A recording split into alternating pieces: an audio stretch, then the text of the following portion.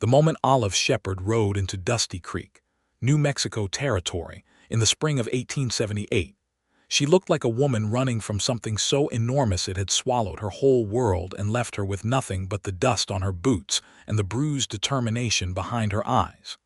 The town of Dusty Creek sat at the edge of a wide, sun-scorched valley where the Rio Grande curved lazily southward, and the mountains in the distance were the purple blue of old bruises against the sky. It was a working town, not a pretty one. There was a general store, a livery stable, a barber shop that doubled as the dentist's office, a saloon called the Rocking Chair that was always louder than it had any right to be, and a small church that the Reverend had abandoned the previous autumn to go prospecting for silver, leaving the congregation to hold Sunday services on their own. There were ranchers and cowboys, miners and merchants, and a handful of families who believed they were building something permanent out of dust and stubborn will. Raymond Ashford owned the largest working cattle ranch in the valley, the Ashford Spread, which sat roughly 4 miles east of town at the base of the foothills. He was 28 years old, broad-shouldered and quiet in the way that some men are quiet, not because they have nothing to say, but because they have learned to measure words the way a careful man measures water in a dry country. He had deep-set brown eyes, a jaw that was always a little in need of a shave, and hands that were rough from years of real work. He had inherited the ranch from his father, who had built it from bare land and tremendous stubbornness, and Raymond had spent the last 5 years expanding it, improving it, and making it something his father would have been proud of. He was also, as every woman in Dusty Creek had noted with quiet frustration, entirely unattached. He was not indifferent to people. He was kind to his crew, patient with his horses, and generous to the families in town who were struggling. But he had not courted anyone, had not showed particular interest in any of the women who made themselves available, and when asked about it, he said simply that he was busy. His foreman, a wiry, sun-darkened man named Cal Briggs who had been with Raymond's father before him, had long ago given up suggesting that Raymond might want some companionship beyond cattle and good weather. It was Cal who first saw Olive Shepard ride in. He was standing outside the livery stable, waiting on the farrier, when a chestnut mare came down the main street at a slow, tired walk that told anyone paying attention that both the horse and the rider had been traveling for a very long time. The woman in the saddle sat straight, with the kind of rigid posture that is not confidence but the last defense against collapse. She was somewhere around 25, with dark brown hair tucked under a travel-worn hat, a face that was pretty in an uncomplicated, honest way, and eyes the color of sage after rain, gray-green and deep. She wore a plain brown riding coat over a calico dress, and there were saddlebags behind her that were clearly not full of much. She stopped in front of the general store and dismounted carefully, with the slow deliberateness of someone whose whole body ached. She tied the mare to the post, patted the horse's neck once with real tenderness, and went inside. Cal watched all of this with the idle attention of a man with nothing pressing to do, and then he went back to waiting for the farrier and thought nothing more of it. Olive stood inside Hannigan's general store and let the cool dimness wash over her for a moment before she moved to the counter. Harold Hannigan was a heavy-set man with a kind, suspicious face, which was a combination common to merchants in small towns. He looked at her the way everyone in a small town looks at a stranger, with interest and wariness in equal measure. "Afternoon," he said. "Afternoon," Olive said. Her voice was steady. She had practiced steady for a long time. "I am looking for work, any kind of honest work. I can cook, clean, keep accounts, and I am a fair hand with horses. Is there anyone in town or near it who might be hiring?" Harold Hannigan looked at her for a long moment. He was not an unkind man. He could see the tiredness in her, and the pride that sat alongside it, and he respected the combination even if he was cautious about the cause of it. "Most of the families in town have their own arrangements," he said slowly. But I know Raymond Ashford out on the East Range has been talking about needing someone to help his housekeeper. Old Martha Delgado is getting on in years, and she can't manage the whole house and the cooking for the crew on her own anymore. He was in here just 2 days ago saying he needed to find someone. Olive absorbed this with the same careful stillness she had been carrying since she crossed into the territory. How do I get to his ranch? Harold gave her directions. She bought a small amount of food, cheese and hard bread and a tin of peaches, with the last of the coins she had left, and she went back out to her mare. She sat on the bench outside the store and ate slowly, giving herself and the horse time to rest before the 4-mile ride east. She ate carefully, like a woman who was not sure when her next meal would be and did not want to be wasteful. She stared at the mountains and thought about all the things that had led her here, to this particular bench in this particular town, alone and running on nothing but sheer necessity. Then she got up, untied her mare, and rode east.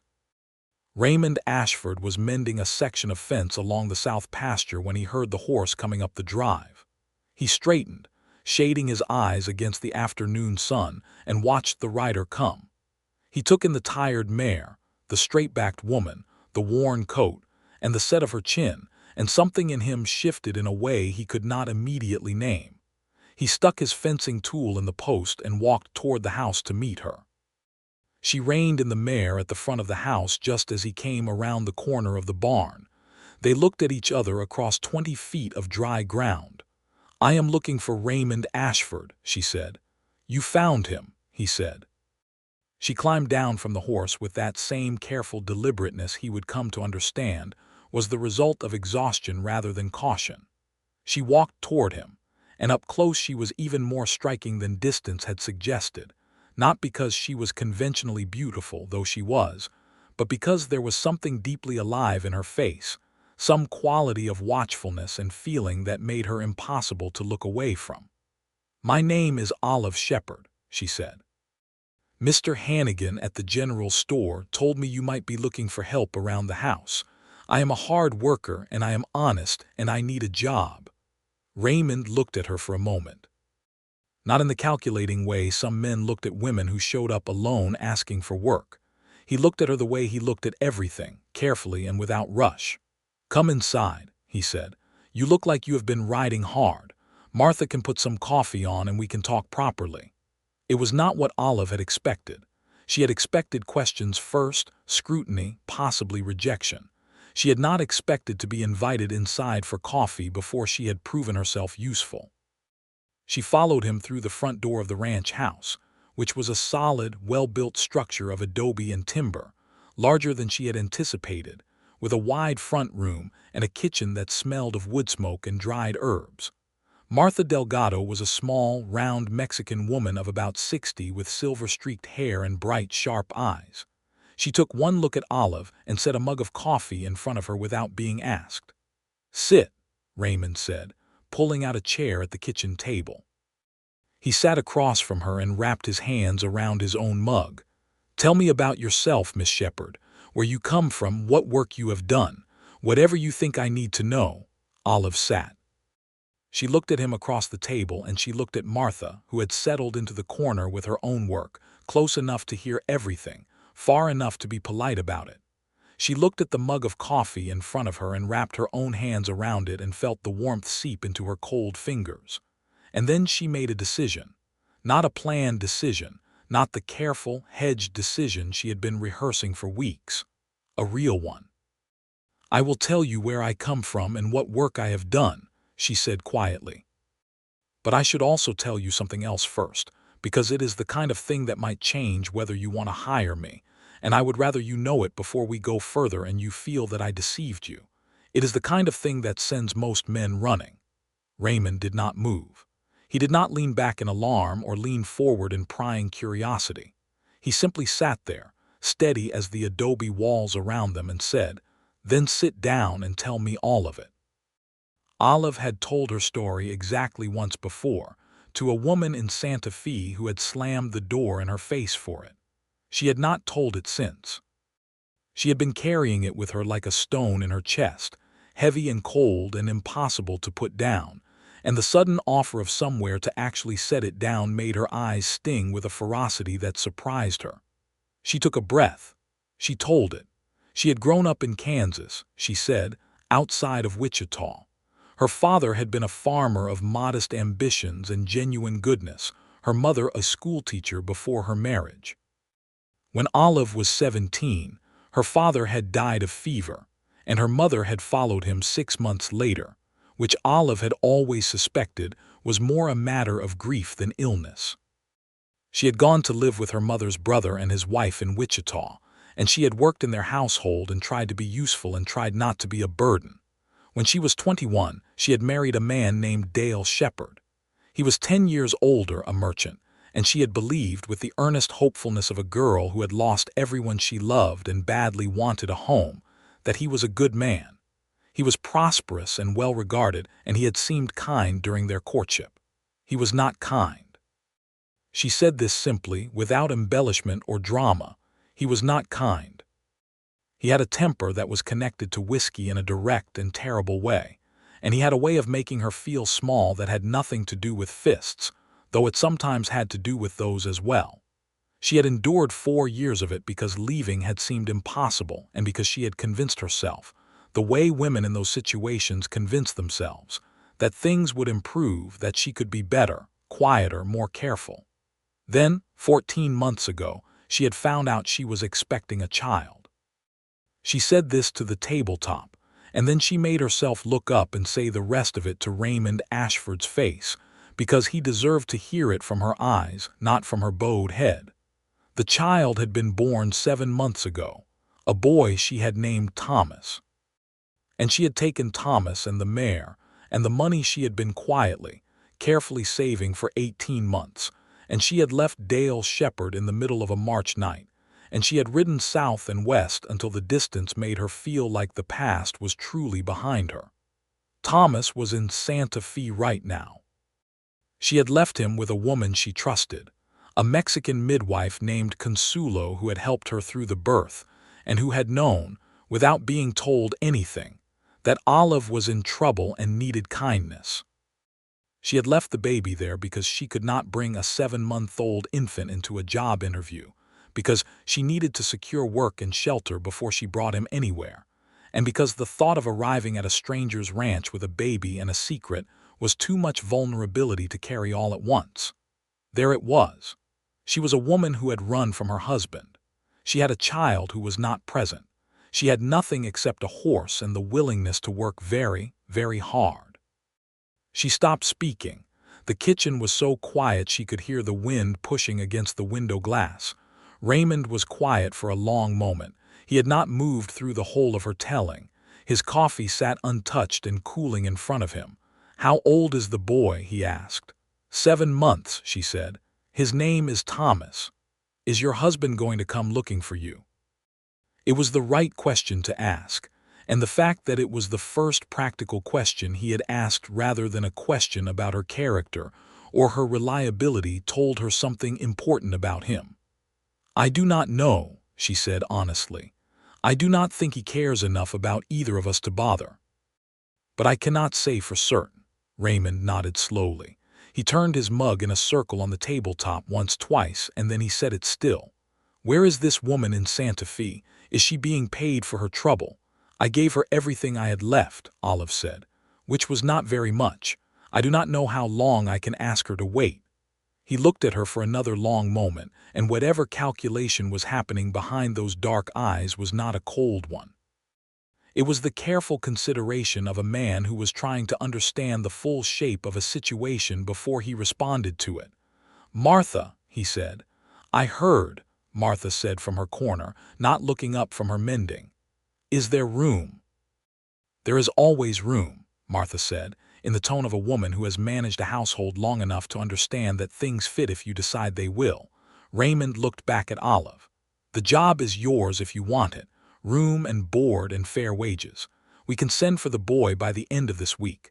There is a room off the kitchen that will do for you and the little one until we can arrange something better." Olive stared at him. She had prepared herself for every possible response except this one. She had prepared herself to be turned away, to be judged, to be offered half a chance at best and none at worst. She had not prepared herself for simple, uncomplicated yes. "You don't know me," she said, because she needed him to understand that he was taking a real chance on a stranger. "I have told you a great deal in a very short time, and you don't know me." "I know enough to start with," he said, and there was something in his voice, not recklessness but a kind of deeply settled certainty, that made her believe he meant it exactly as he said it and not as a figure of speech. She was going to say something else, something careful and measured, but her throat closed around whatever it was and she nodded instead once, with a firmness that was really just the last of her composure holding itself together. "Thank you," she said. And the two words carried the weight of everything she had not said, the months of fear and the nights on the road, and the terror of stepping into a stranger's kitchen and laying down the stone she had been carrying, and somehow he seemed to hear all of it. "Get some rest," he said, standing. "Martha will show you where everything is. Tomorrow I will have one of the men ride to Santa Fe." He walked out through the back door, and Olive heard him go back to his fencing as if nothing extraordinary had just occurred. Martha appeared at her shoulder and squeezed it once briefly, and then picked up Olive's coffee mug and refreshed it and set it back down. "He is a good man," Martha said simply. "They are rare, but they exist." Olive looked at the back door through which Raymond Ashford had disappeared and said nothing, because there was nothing appropriate to say. But something had happened in her chest, something that had not happened in a very long time, something warm and tentative and complicated, and she was honest enough with herself to know it. Raymond sent his most reliable hand, a young man named Diego Vargas who spoke excellent Spanish and knew the road to Santa Fe well, with a letter and enough money for Consuelo's trouble and the return journey. Diego was back in 3 days with Thomas wrapped in a clean blanket and looking indignant about the journey and completely healthy, and Consuelo had sent a letter with him full of instructions about the baby's preferences and a drawing that Thomas had helpfully drooled on. When Diego rode into the yard with the baby, Olive was hanging laundry on the line behind the house. She heard the hoofbeats and looked up, and then she was across the yard before she had consciously decided to move, and she took Thomas from Diego's arms and held him against her chest and pressed her face into his neck and breathed him in, and her shoulders shook once, twice, and then she straightened and composed herself and said something soft to the baby in a voice too low for anyone to hear. Raymond was in the barn doorway. He had watched all of it without making himself conspicuous about it. He saw the way she held the child, the way the infant's face creased into something that was almost certainly his version of recognition and satisfaction, and Raymond felt something shift in him again, the same thing that had shifted the afternoon she rode in, clearer now, more identifiable. He was not a man who did things quickly where feelings were concerned. He had watched other men fall into foolishness at speed, and he had always thought himself too sensible for it. But watching Olive Shepard hold her son in the bright April sunshine in his own backyard, he thought that sensible might be an overrated quality in some circumstances. He went back to the horses and said nothing. The weeks that followed were the first weeks of something, though neither of them would have named it yet. Olive worked with a diligence that Martha said in private to anyone who would listen was extraordinary. She could cook well and genuinely, which was not something that could be said of everyone. She was tireless with the house without being fussy about it, and she had a natural authority over the organization of things that made the whole operation of the household run smoother than it had in years. She kept accounts with a neatness and accuracy that impressed Raymond when she showed them to him at the end of the first week, because he had not known she intended to do it, and finding it done correctly was a particular kind of pleasant surprise. Thomas, meanwhile, was an occupation unto himself. He was 7 months old and deeply opinionated about the world, loud when things did not suit him and radiant when they did, and he had apparently decided that the ranch was an improvement on everything that had come before, because he was cheerful almost constantly and grew visibly in the good air and regular feeding. Martha adored him with a completeness that was both touching and occasionally chaotic, because she would stop mid-task to go speak to him, and Olive had to develop a system of checking on her the way she might check on a child who had gotten quiet. Raymond was careful around the baby at first, the way a man is careful around something small, and knew when he is not entirely sure of his own coordination. He did not ignore Thomas, but he did not intrude on the clearly established world of Olive and Martha and the child. He said good morning to the baby when he came in for breakfast in the same matter-of-fact tone he used for everything, and Thomas regarded him with the deep, round-eyed consideration that babies reserve for things they are not yet sure about. The first real conversation they had, something beyond work and practicalities, happened 3 weeks after Olive arrived. It was a Sunday evening in late April, warm enough to sit outside, and Olive was on the back porch with Thomas asleep in the crook of her arm, and Raymond came out with 2 mugs of coffee and set one near her hand and sat in the other chair without asking permission and without making a production of the gesture. They sat in silence for a while, which was comfortable in the way that silences between people who are already beginning to understand each other can be comfortable. "Do you miss Kansas?" he asked eventually. She considered it genuinely. "I miss the way it smelled after rain," she said. "The grass smell, and I miss my parents, but I don't miss Kansas itself. I don't think I have the kind of attachment to a place that some people have." "I do," he said. "This valley, I don't think I could leave it. My father used to say it was in his blood, and I thought that was a thing old men said, but I think he was right. How long has your family been here?" "My father came out from Virginia in 1851. I was born here in 1850. He paused. He used to say he beat his own son to the territory. That made her smile, and he noticed it, the way it changed her whole face, and he looked away before she could catch him noticing. "You built a great deal of this yourself," she said. It was not a question. She had been here 3 weeks, and she could see what was original and what was newer, could see the decisions that had been made by someone young and ambitious and thorough. "Some of it," he said. "The bones were my father's. The bones are the hardest part." He looked at her sideways. "Yes," he said, "they are." Thomas made a small sound in his sleep, some dream objection, and Olive shifted him slightly and he settled. They both watched him, the sleeping weight of him, and there was something so natural about the shared attention that it took Olive a moment to register that it was the first time she had watched her son with anyone who was not already there by obligation or prior relationship. "He looks like you around the eyes," Raymond said. "Everyone says that," she said. "I'm not sure if it's true or if it's just what people say." "It's true," he said simply, and went back to his coffee. May came in with heat and wind and the relentless business of a working cattle ranch during the busy season. Raymond and his crew were up before dawn most days, and the pace of the ranch accelerated in a way that Olive had not anticipated. There was branding to be done, which she watched from a respectful distance and found both brutal and efficient in the way that necessary things often are.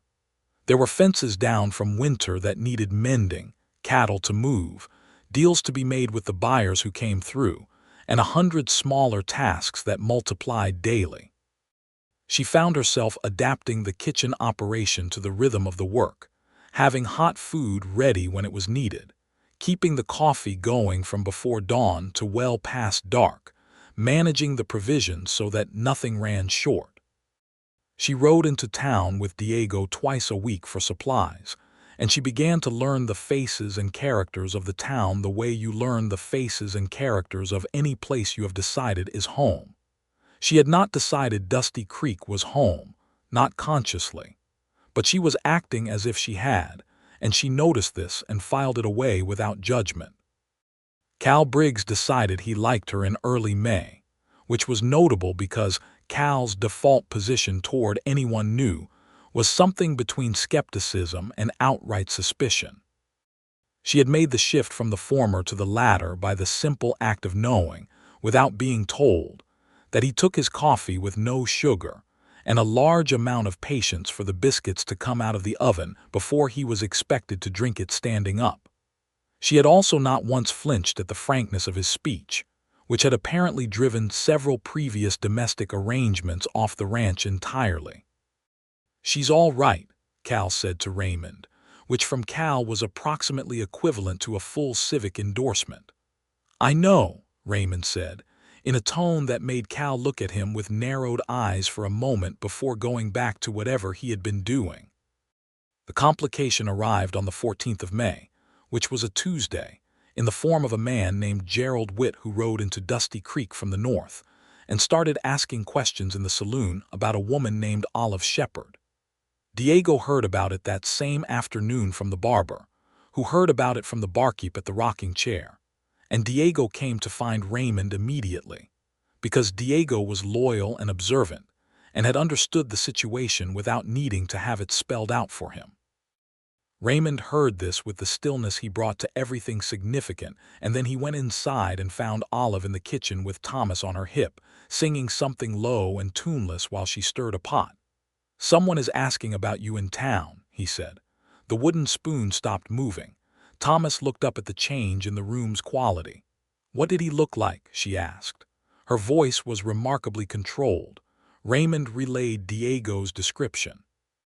Tall, middle-aged, dark coat, northern accent, the manner of a man who was paid to find things. She turned from the stove and looked at Raymond, and he could see the fear in her face, real and deep and familiar, the fear of someone who has been afraid for a very long time. But alongside it was something harder, a resolution that had been tested and had held. "He is not Dale," she said.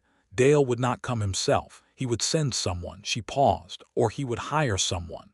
"What do you want to do?" Raymond asked. "Not what do you think we should do. Not this is what you need to do. What do you want to do?" She registered the distinction. "I don't want to run anymore," she said. "I am so tired of running." "Then you don't have to," he said. "But tell me everything you know about the legal situation. Is there paperwork? Has he filed anything?" she told him. She had left without formal separation. Under the law as it stood, Dale Shepard was technically still her husband, and Thomas was legally his child, and a man with money and the right kind of lawyer could make significant trouble for her even in the territory. She had been terrified of this from the beginning. It was why she had run so far and why she had tried to leave no trail. Raymond listened to all of it, and then he said, "There is a lawyer in Las Cruces named Hatfield who is one of the best in the territory. He has handled situations like this before. I will write to him today." "That costs money," she said. "I know," he said, in a tone that meant the money was not the point. She looked at him for a long moment. Thomas had fallen asleep against her shoulder, heavy and warm and oblivious to the whole conversation. "Why are you doing this for me?" she asked. It was not a suspicious question.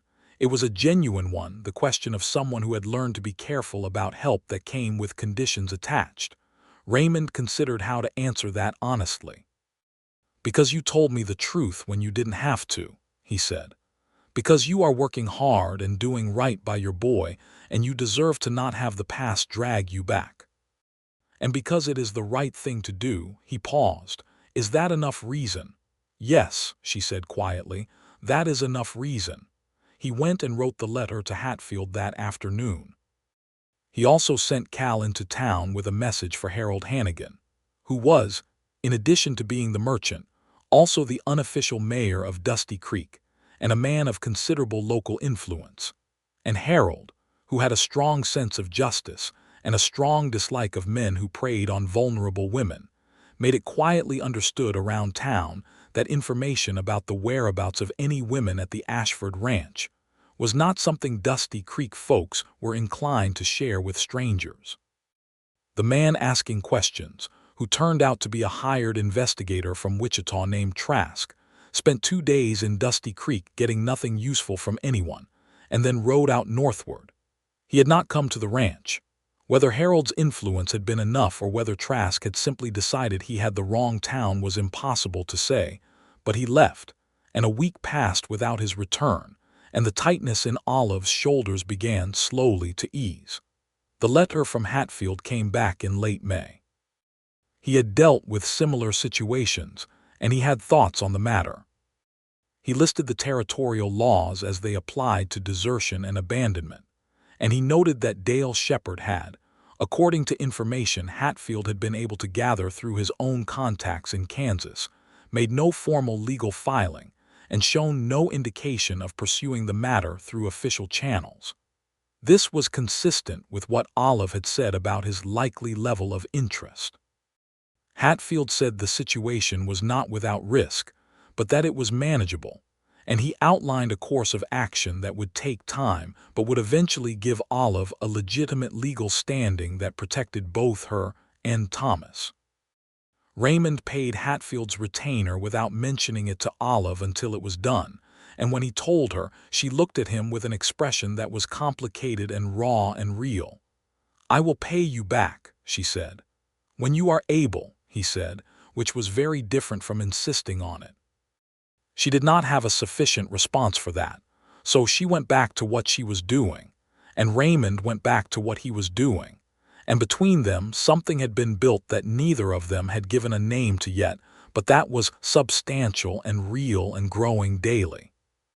June came with full summer heat, and the valley turned gold and dusty, and the routine of the ranch settled into something that felt, to Olive's careful heart, like safety. Not the fragile, provisional safety of someone always half ready to run, but something sturdier.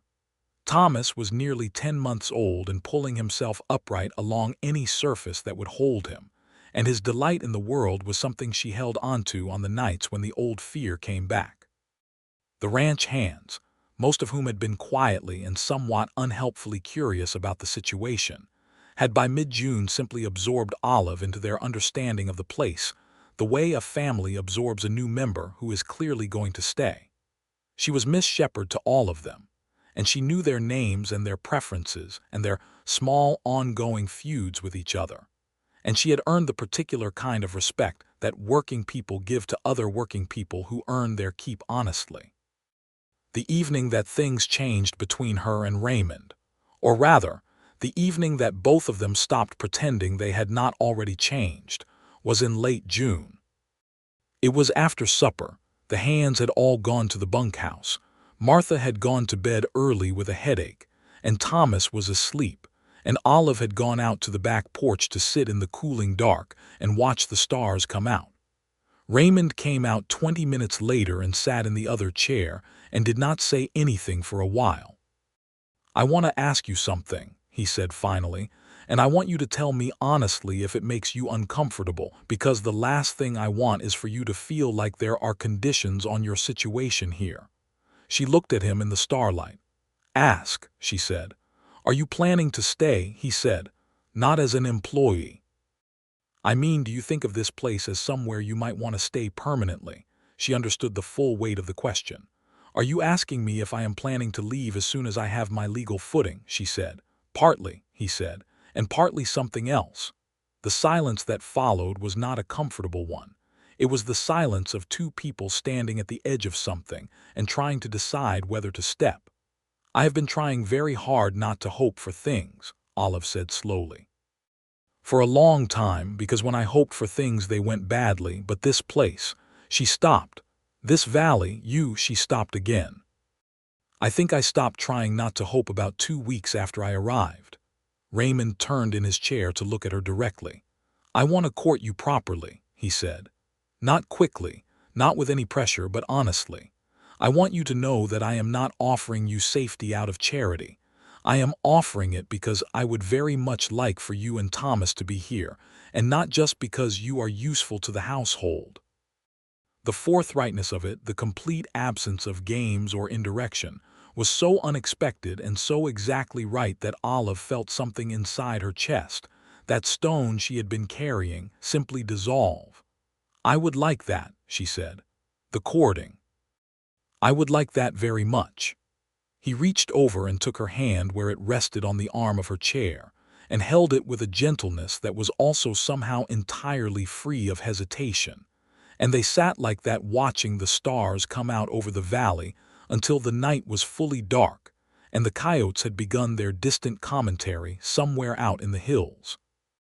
Courting in Dusty Creek in the summer of 1878 was a fairly visible enterprise in a small town, and people noticed, and people talked, and the consensus, shaped significantly by Harold Hannigan and entirely by Martha Delgado, was broadly positive. There were a few people who felt strongly about the propriety of a man courting a married woman, even one who had every reason to be where she was. These people were not unkind so much as they were the product of strong opinions about social arrangements, and Raymond, who understood the town as well as anyone, handled this with a combination of patience and directness that Olive found illuminating. He did not apologize for it. He did not hide it. He went about his business, and he was courteous to everyone, including the people who disapproved, and he let his character speak without demanding that it be accepted immediately.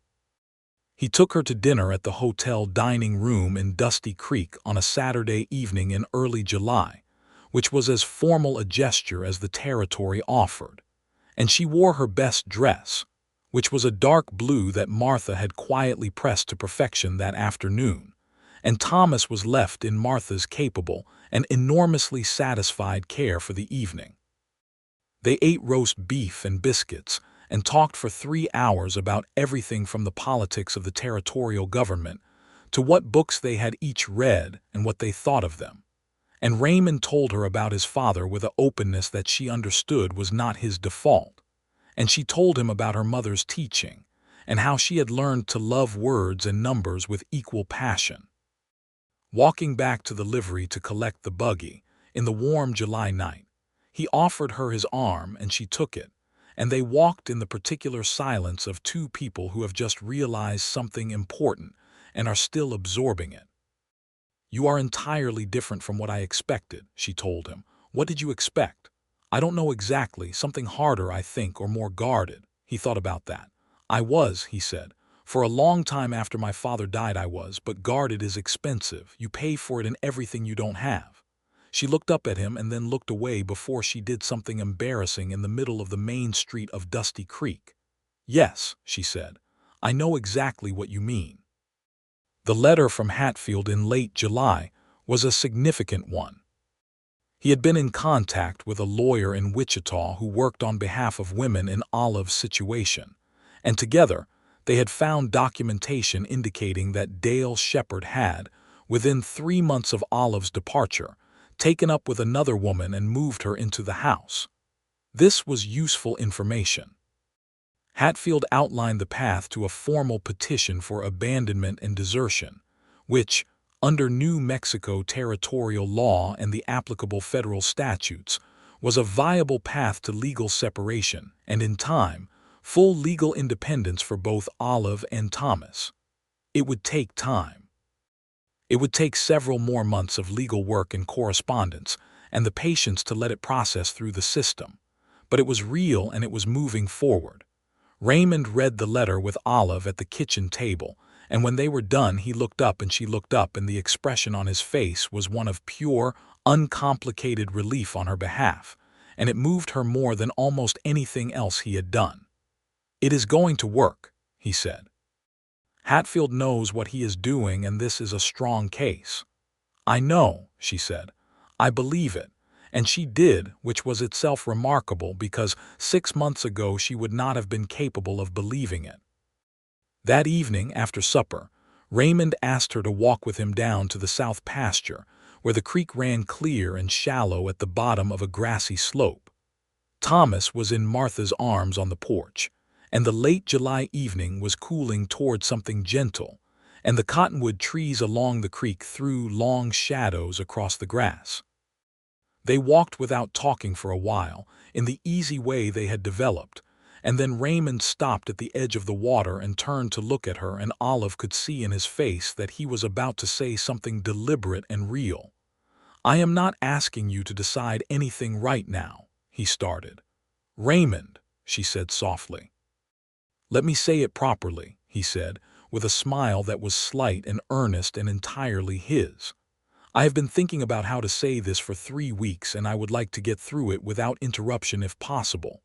She pressed her lips together to hide her own smile and nodded. "I was not looking for anything," he said. "I was not unhappy, but I was not looking. And then you rode in on a tired horse and sat across my kitchen table and told me the truest thing I have ever heard a stranger tell me, and I thought, this is a remarkable person, and I have been thinking that every day since." He paused. "I love you, Olive. I know it is early, and I know there are legal and practical things that have to come first, and I am not asking you to say the same back to me on any kind of schedule. I am just telling you the truth because you deserve the truth, and because I have found that carrying it without saying it is getting in the way of things." She had been fully prepared to maintain her composure. She had not managed it. Her eyes were bright, and she reached up and took his face in her hands and looked at him directly and said, "I love you too, Raymond. I have been afraid of it, and then I stopped being afraid of it, and now I am just telling you because you deserve to hear it." He covered her hands with his own, and the creek ran over its rocks below them, and the cottonwoods moved in the slight summer wind, and nothing else happened for a long moment except the very simple fact of two people who had both been through a great deal being, for the first time in a long time, fully present in something good. He kissed her then, gently and then completely, and she kissed him back, and the evening settled around them with the warmth of something that had been true for a while and was finally being lived in the open. August on the Ashford ranch was the fullest month of the year. The cattle drives were in motion, the summer's work was being harvested in all its forms, and the pace of everything was at its highest. Raymond was on horseback from dawn to past dusk most days, managing the movement of cattle and the business dealings that came with the season's activity, and Olive managed everything at the house with Martha's partnership, and a competence that had by now moved from impressive to simply reliable. Thomas, at 11 months, took his first unassisted steps on the 14th of August, from the kitchen doorway to Martha's waiting arms, and Olive watched it and laughed and then sat down on the kitchen floor and sat him in her lap and hugged him with a fierceness that made Martha discreetly busy herself elsewhere. She wrote it down in the small notebook she kept, the dates and details of Thomas's milestones, a record she was building for him against the day he would be old enough to understand what it meant that she had kept them. When Raymond came in for supper that evening, Olive told him about the steps, and he sat down beside Thomas on the kitchen floor, right there on the scrubbed boards, and held his hands out, and Thomas, after a moment of careful assessment, took 3 independent steps and fell directly onto Raymond's knee. And Raymond caught him with the automatic ease of someone who has been paying close attention for months, and Thomas laughed the round, uncomplicated laugh of a child who is entirely safe. Olive leaned against the door frame and watched them, and felt something so large and warm and specific that she had to look away for a moment to keep herself together. Cal Briggs, who had come in behind Raymond and witnessed this tableau, turned around and went back out without saying anything and stood in the yard for a moment looking at the stars coming out early in the east, and then went to the bunkhouse with the expression of a man who has just watched something that was none of his business and also was going to make him feel feelings he did not generally have time for. "They're well suited," he said to Diego later. Diego, who had ridden to Santa Fe for Thomas and who had seen Olive's face when she took the baby back, said, "Yes, they are." September brought the beginning of the legal process moving into its more active phase. Hatfield had filed the necessary papers in the territorial court, and the Kansas lawyer had confirmed that Dale Shepard had made no counterfiling and, apparently, no real objection. He had married the other woman without formally dissolving his marriage to Olive, which was, as Hatfield noted with lawyerly precision, extremely useful from a legal standpoint and also not remotely surprising to Olive. The formal hearing was scheduled for November in Las Cruces, and Hatfield wrote that he expected it to go well. He advised Olive to be prepared for the travel but said that her presence was important and that the evidence was strong, and the territorial judge on this matter was known to take a practical rather than a punitive view of these situations. Raymond read this letter with her and said immediately, "I am coming with you." She looked at him. "You don't have to." "I know I don't have to," he said. "I want to." She did not argue further. October in the valley was the most beautiful month of the year. The heat released, and the light went golden, and the cottonwoods along the creek turned bright yellow, and the mountains in the distance caught the afternoon sun at an angle that made them glow. Olive walked the south pasture fence line with Thomas on her hip in the early October afternoons, and she talked to him in a low, steady voice about the things she could see, the color of the mountains, the particular quality of the light, the way the creek sounded when the wind was right, teaching him the world the way her mother had taught her, with words and attention. Raymond often found her this way, on his evening ride back from wherever the day had taken him, and he would swing down from his horse and walk the last stretch with her, taking Thomas from her arm when the boy reached for him, which Thomas now did with the confident expectation of someone who has learned that reaching gets results. They would walk back to the house in the cooling evening, and this was so natural, so completely and uncomplicatedly natural, that Olive sometimes stopped the middle of it and marveled at the fact of it. She had been here 6 months. 6 months ago she had been a woman on a tired horse with nothing but necessity and terror, and now she was walking home in the October light with the man she loved and her son on his arm, and the house ahead of them had lights in the window and Martha's cooking in the air, and it was so far from where she had been that it sometimes seemed impossible. One evening in mid-October, walking back from the creek, Raymond said, without preamble, "I would like to marry you. When it is legal and proper and when you are ready. I am not asking you to say yes right now, but I want you to know that I am asking." She stopped walking and looked at him. Thomas was examining Raymond's shirt button with deep concentration. "Raymond," she said. "I know the timing is complicated," he said, "and I know you have not been away from a marriage very long, and I know there are things that take time, but I am not asking you to decide the timing. I am asking you to decide whether you want it at all." She looked at this man who had heard the worst of her story and asked her to sit down and tell him all of it, who had sent for her son before he had any real reason to believe she was worth the expense, who had written to a lawyer and paid the retainer and said when you are able without any weight attached, who had gotten down on his kitchen floor and held his hands out to a baby who was not his by blood and let that baby take 3 steps to him as if it were the most natural welcome in the world. "I want it," she said. "I very much want it, and when it is legal and proper, my answer is yes." He smiled then, a full, unguarded smile that she had seen only a handful of times and that she knew was real because it was rare, and he leaned over Thomas's oblivious head and kissed her temple with a tenderness that was entirely without performance. "Good," he said, and they walked home.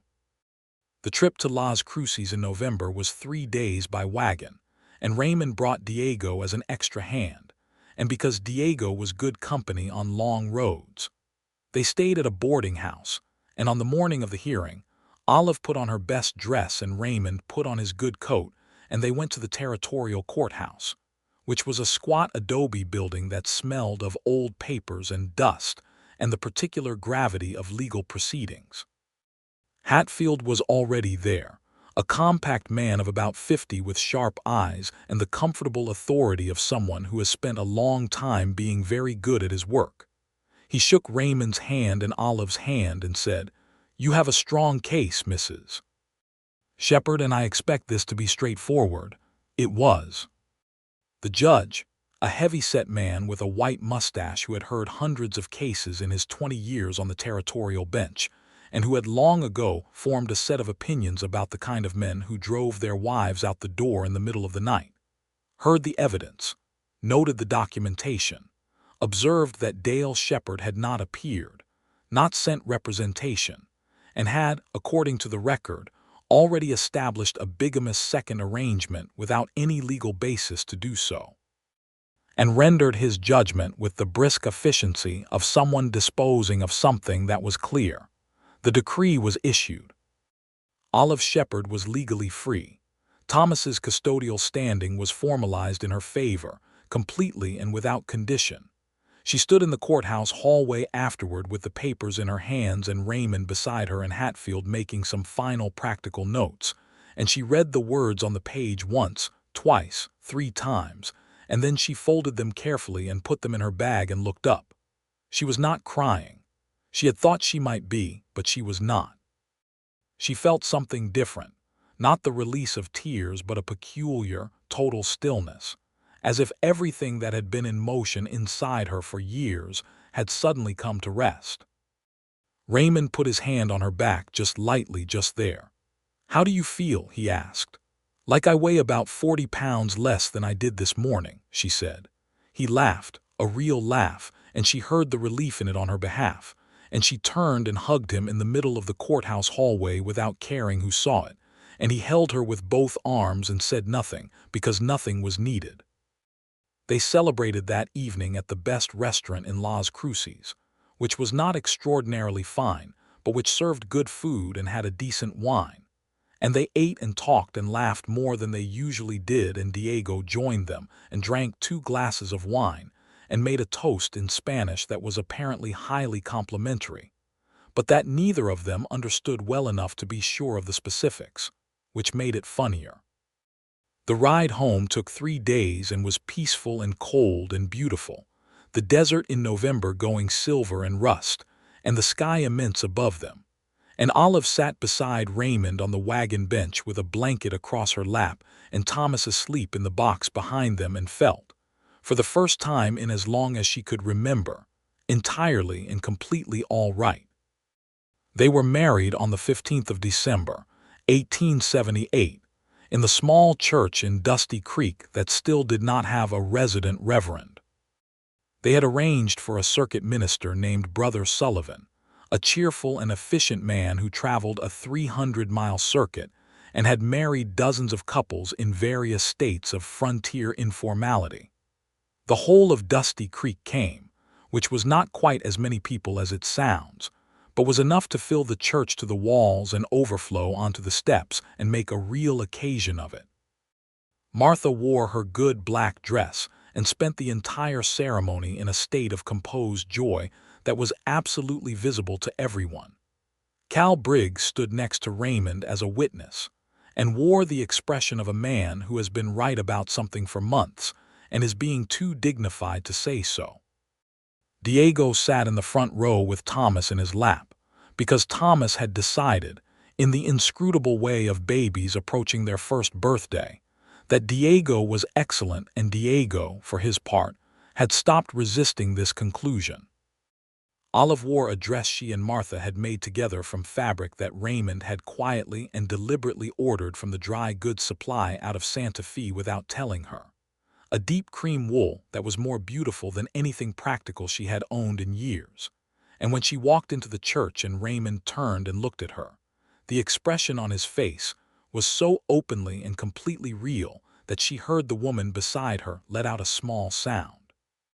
The ceremony was not long. Neither of them wanted long. They wanted the words, and they wanted them said clearly, and they wanted the rest. When Brother Sullivan said that Raymond might kiss his bride, Raymond did it with a thoroughness that made the assembled population of Dusty Creek, New Mexico territory, applaud with a warmth that was entirely genuine. Thomas, upon hearing the applause, woke from a light doze in Diego's arms and added his own opinion to the proceedings in the form of a sound that was probably supposed to be clapping, but landed somewhere between enthusiasm and bewilderment. And Olive reached for him over the first pew and held him against her side, and he put his hand flat against her cheek, in the way he had recently discovered he enjoyed. And she turned and kissed Raymond again with their son between them and the church full of their people. And something that had been broken in her for a very long time was fully, completely, and permanently whole. The winter on the Ashford ranch was cold and clear and bright. The mountains held snow on their shoulders from December onward, and the valley went still and quiet with frost in the mornings and hard blue skies in the afternoons. Thomas turned 1 year old on the 2nd of January, 1879, and they celebrated with the best cake Martha could produce, and with the ranch hands coming in from the bunkhouse to participate in a volume of cheerful noise that Thomas found completely satisfactory. Raymond gave Olive a gift at Christmas that winter, a small, beautifully bound journal with her name tooled in the leather cover, because he had noticed the small notebook she kept of Thomas's milestones and understood without her saying it what it meant. She opened it and held it for a moment, and then set it down and kissed him with a feeling that had no name except everything. January was when Raymond told her about the plans he had for expanding the east section of the ranch. He had been thinking about it for 2 years, he said, but it had felt like too much for one person to take on. He laid the plans out on the kitchen table, and she leaned over them and started asking questions, and they spent 3 evenings going over the figures and the logistics and the timeline. And by the end of it, Olive had a firm grasp on the whole project and had made 2 suggestions that Raymond incorporated without hesitation and acknowledged were improvements. "You are wasted in the kitchen," Cal said one morning, not unkindly, watching her recalculate the supply numbers for the spring season. "I like the kitchen," she said cheerfully, "but I also like this." Cal shook his head with the expression of a man who has adjusted his understanding of a situation significantly from where it began. "Well," he said, "good." Spring came back to the valley in March, the first spring of their marriage, and Olive stood at the kitchen window on a morning in early March watching the light come up over the mountains and thought about where she had been exactly 1 year ago. She had been in Santa Fe, leaving Thomas with Consuelo and riding north into the territory with nothing, trusting to nothing but her own determination and a stranger's word that there might be work somewhere. Raymond came up behind her and wrapped his arms around her from behind and rested his chin on her hair and said, "What are you looking at?" "The mountains," she said. "The spring. Are you happy?" He asked because he was a man who believed in the directness of the question and did not consider it unnecessary. She turned in his arms and looked at him in the early morning light of the kitchen she had made her own over 12 months and said, "More than I have words for." He kissed her forehead and then her mouth and then went to get his coat for the day's work. And Thomas appeared in the doorway of the side room in his sleeping clothes, walking with the confident unsteadiness of a 13-month-old who has recently figured out that he can go wherever he wants. And Olive scooped him up and spun him once, and he shrieked with delight, and Raymond paused at the door to watch them for just a moment before he went out into the morning. By the following winter, Olive knew she was expecting again. She told Raymond on a December evening by the fire, Thomas asleep in his small bed in the room they had converted into a proper nursery over the summer, the ranch house quiet and cold beyond the firelight. She told him simply, watching his face. The expression that moved across his face was something she had not entirely anticipated in its completeness. She had expected happiness, and he was happy, but the fullness of it, the way it went all the way through him without reserve, was something she held on to. "A spring baby," he said. "March or April, I think," she said. He reached over and took her hand the way he had taken it on the back porch that first evening in April, steady and without hesitation.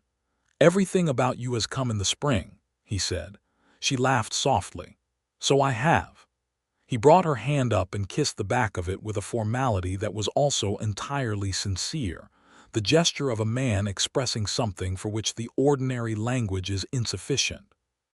That winter was full and contented in the way that winters can be when the work of the year has been good, and the house is warm, and the people in it are where they want to be.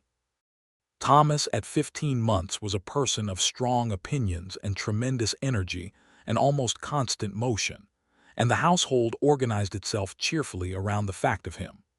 Martha had appointed herself his personal educator and had begun teaching him the names of things in Spanish, which Thomas absorbed with the same uncritical acceptance he brought to everything, so that his vocabulary was developing as a bilingual mixture that delighted everyone. Raymond read to him in the evenings, from whatever was available, which was a rotating combination of ranch account books, the Bible, and a volume of poetry that had belonged to Raymond's mother and that Raymond read from with the practiced ease of a man who had learned these particular words long ago. Thomas sat in his lap and listened with the patient attention of a child who does not understand words but understands tone completely, and the sound of Raymond's voice reading while the fire burned down was something Olive held in her chest like something precious and safe. She wrote regularly to Consuelo in Santa Fe, sending money when she had it available, and Consuelo wrote back with the warmth of a woman who was genuinely pleased to know the whole story had gone so well. She had known, she wrote, from the night Olive arrived at her door, that this was not a woman who would be down for long. She had known it from the way Olive looked at Thomas even in the exhaustion of new motherhood, with absolute, unshakable love and absolute, unshakable intention. Cal and Diego and the rest of the hands had by now entirely reorganized their understanding of the Ashford Ranch around its new shape, which included Olive as a full and essential part of it. She handled the books completely, had taken on the supplier negotiations when she demonstrated she was better at them than anyone else available, and managed the domestic operation with the efficient warmth of someone who genuinely understood both the value of order and the importance of the people within it. The ranch hands ate better than they had in years and knew it and appreciated it. The spring baby was born on the 18th of March, 1880, in the room off the kitchen that had been Olive's own room on her first night at the ranch. He arrived on a bright, cold morning with the kind of emphatic announcement that suggested he had waited long enough and had opinions about it, and he was healthy and vigorous and had, as Martha immediately and without any bias declared, Raymond's nose and Olive's eyes. They named him William Edward Ashford, William for Raymond's father and Edward for no one in particular, except that it sat well next to William and Olive liked the sound of it. Thomas, at 18 months, regarded his brother with the complex and ambivalent interest of a child who has just been introduced to a permanent new reality and has not yet decided how to feel about it but is leaning cautiously toward acceptance. Raymond held William for the first time with the careful competence of a man who had learned in the course of the past year that small human beings are sturdy enough to be held without disaster if you hold them right, and he looked down at his son, at this child who was half himself, and something moved through his face that was so deep and private that Olive looked away to give him the privacy of it. Then he looked up at her and she looked back at him, and the whole of it was in that look. Everything they had come through, and everything they had made, and everything that was still ahead of them. And it was extraordinary and ordinary all at once, the way the best things are. Martha made a soup to celebrate and then went to sit with Thomas and tell him about babies in a voice that was both truthful and appropriately reassuring, because Martha understood that the people who were often overlooked in these moments were the older children, who had to absorb a change that was not of their choosing. The spring of 1880 was a good one for the Ashford Ranch. The east expansion Raymond had been planning was underway, the cattle numbers were strong, and the territory was settling into something that felt, despite all its roughness and ongoing difficulty, like a place where a future could be built. The legal work with Hatfield was long concluded and fully resolved, and Dale Shepard existed in their lives only as a name on a completed legal document, which was exactly where Olive needed him to be. The injustices of the territory were real and present in those years, and Olive was aware of them. The treatment of the Mexican families in the valley, families who had been on this land longer than any of the Anglo settlers, but who were navigating a system that did not recognize their rights with any consistency, was something she watched with the particular attention of someone who understood what it was to be vulnerable to a system that was not built in your favor. She and Raymond talked about this on the evenings when the news from the territorial government was frustrating, and they agreed that what they could control they would control well, which meant paying everyone fairly and dealing honestly, and pushing back on the specific injustices within their reach. It was not enough, and they knew it was not enough, but it was what they had.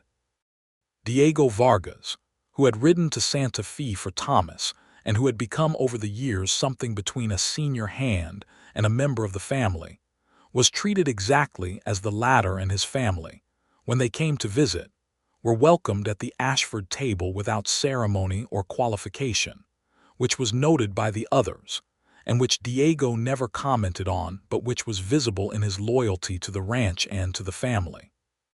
Summer brought the valley back to its golden intensity, and the work of the ranch filled every day with purpose and motion. Thomas, at 2.5, was a child of enthusiastic experimentation who had a particular interest in animals, and who Raymond had begun bringing along on the quieter morning tasks, sitting him in front of the saddle and taking him along the fence lines with the patient explanation of a man who took the education of the young seriously. Thomas absorbed this with complete attention and asked questions that were sometimes so perceptive that Raymond had to think carefully before answering. Olive watched this from wherever she happened to be and felt the particular feeling that has no single name, the accumulation of love and gratitude, and the wonder of recognizing that the life she was living was the life she had needed without ever having known its exact shape. One evening in the late summer of 1880, she and Raymond were sitting on the back porch again, the same back porch where so much had already happened between them, and William was in her arms, 3 months old and finally asleep after an evening of opinions, and Thomas was in bed, and the valley was dark and the stars were immense above them. "Do you know what I think about sometimes?" she said. "Tell me," he said. "I think about the moment you said to sit down and tell you all of it," she said. "I had been carrying it for so long, and I had told it to one person, and she slammed the door, and I walked into your kitchen fully prepared for the same thing or worse, and you just—" she paused. "You just sat there and listened." "There was no reason not to," he said. "There were 100 reasons not to," she said. "Any other man in that situation would have had reasons not to. I was a stranger with nothing to recommend me except my own word, and I was telling you the most alarming possible version of my situation right at the start." He thought about this. What would have been the point of not listening? He said, "You would have left and I would have saved myself nothing, because I would have spent the rest of my life wondering what you were going to say next." She looked at him sideways. "That is a very specific thing to say," he smiled. "It is also completely true." William shifted in her arms and made a small sound and settled again, and the coyotes were calling somewhere out beyond the south pasture, and the cottonwoods were moving in the slight warm wind, and it was exactly the same evening and not remotely the same evening as all the evenings before it. "I have been thinking," she said after a while, "about writing to Consuelo and asking if she would like to come here. She is getting older and she is alone, and I owe her more than money can cover." Raymond considered this without any indication that it was a complication rather than a simple human question. "Is she a woman who would want to be in the country rather than the city?" "She grew up in the country," Olive said. "She told me once that Santa Fe was never really hers, that she had come there for a husband who had died and had never really found her way back to anything else." "Then ask her," he said. "There is room. There will always be room."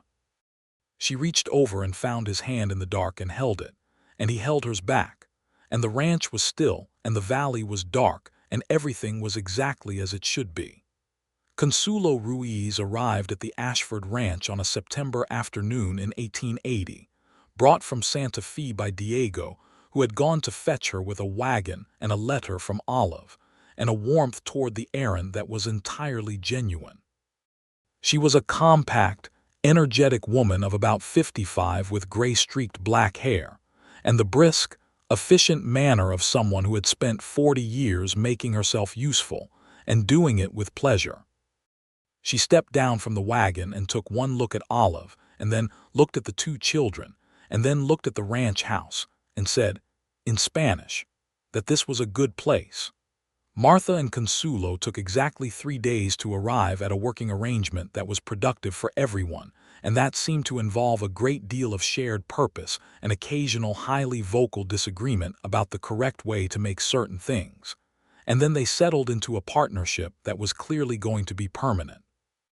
Thomas had recently learned to say Consuelo's full name, which came out as something considerably more phonetic than accurate, but which Consuelo received with the same tolerant approval she gave everything he did. And William was in her arms at every opportunity, because she was constitutionally incapable of passing a baby without making herself available to it. By the end of 1880, the Ashford Ranch was a full, complicated living thing. The east expansion was operational. The cattle numbers were the best they had been. The household was 4 adults, 2 children, and a steady rotation of ranch hands who came in for meals and felt the warmth of the place without being able to entirely account for what made it different from other working ranches they had known. What made it different was this: it had been built, in the most essential part of it, from honesty. From a woman who had walked in with a story that could have ended everything and told it to the first available pair of listening ears. And from a man who had heard it and said, "Sit down and tell me all of it." Raymond and Olive marked their second anniversary in December of 1880 quietly, after Thomas and William were asleep and Martha and Consuelo had gone to their rooms, with a glass of wine at the kitchen table and the fire burning low and the valley outside dark and cold and entirely peaceful. 2 years, she said. 2 years, he agreed. I did not know it could be like this, she said, meaning everything she meant by that: the safety of it, the realness of it, the way love was not a thing she had to maintain with constant fear and effort, but a thing that simply was, steady and encompassing and entirely mutual. Neither did I, he said, and he meant it. She looked at him across the table in the firelight, this man who had asked her to sit down and change the entire direction of everything, and she thought that the best decisions were often the ones that happened before you fully knew they were decisions, before you had time to talk yourself out of them. He reached across the table and refilled her glass and then his own, and then he raised his glass and looked at her with those dark, steady, completely honest eyes. "To what comes next?" he said. She raised her glass. "To what comes next?" she said. Outside the kitchen window, the valley was dark and the stars were unimaginably clear, and the mountains in the distance were blue-black shadows against a sky that went on forever. The horses shifted in the barn. The fire settled. Somewhere down by the creek, the coyotes called their long, mournful song into the night, and the night held it, and the valley held it, and the ranch and all the lives within it were held in the vast, indifferent, somehow magnificent dark. And in the spring of 1881, when Olive stood at the kitchen window and told Raymond she was expecting again, and he took her in his arms in the early morning light, and held her with the completeness of someone who has learned exactly how to hold the things he loves, and Thomas came padding in on his 3-year-old feet, and inserted himself into the situation with his customary confidence, and William announced himself from the nursery at volume. And Martha and Consuelo could be heard already in conversation in the back room, and the morning light was coming up gold and bright over the mountains the way it came every morning over this valley that was Raymond's blood, and was now hers too, Olive. Shepard Ashford understood, with the full and unguarded certainty of someone who has been to the very bottom and back, that this was it. This was the life. Not perfect, never perfect, because nothing honest is. There would be hard seasons and difficult years and losses they had not yet imagined. There would be the ongoing work of a ranch and the ongoing work of 2 people building a life together, which was the hardest and best work there was. There would be the children growing and the territory changing around them, and the 1,000 daily negotiations of living close to other people with your whole self present. But there was also this morning, and this light, and this man who had listened, and the story she had been terrified to tell that had turned out to be the beginning of everything good. She turned from the window and kissed her husband and went to get her son and start the day.